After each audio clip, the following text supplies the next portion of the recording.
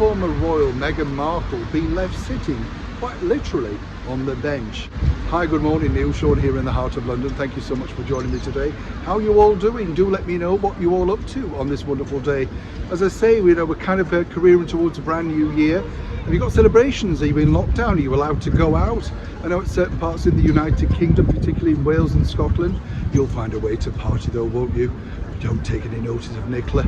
Do it safely, look after yourselves, keep your distance, but everybody out there around the world, do look after yourselves, but make sure that you do celebrate this wonderful new year. We are also very lucky to be still part of it. Many of us didn't make it, and of course you do have to look back at that with reflection and of course give your good wishes, but always look forward to the future.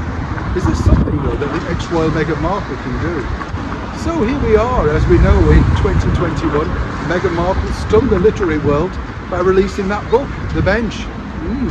Still never fathomed out what it's about, whether it's a children's book, whether it's an adult book, is it a meaning book? Not quite sure if Penguin Random House had any idea either. What we do remember, of course, is though she titled herself Meghan, Duchess of Sussex, even though, as she said on the Oprah Winfrey Show, titles mean nothing. But it's at this time of year, let me tell you, being a writer myself, that publishing houses look at who they're going to keep and who they're going to dump. It's a brutal game out there, let me tell you. And basically it works like this, because they look at the sales figures, it's like any business, and they say, well, yes, that person paid quite a bit of money for it, or that other person didn't. Now, what's interesting, as we know, to try and kickstart, Meghan even appeared in a YouTube online video. Sadly, seemingly, that didn't do very well for her. Now, we can't dispute the fact that she did become a New York Times best-selling author. That's fact. But it didn't sell particularly well around the rest of the world. So, what really became of The Bench? Well, I put a call into Penguin Random House to find out, basic things like sales figures. Would they be keeping her on? As you can imagine, I'm still waiting for the response to the email and the endless phone calls. Nothing new there though, let me tell you, if you're an author. Personally, I would self-publish. I don't think any of these huge publishing houses have any idea how to sell books.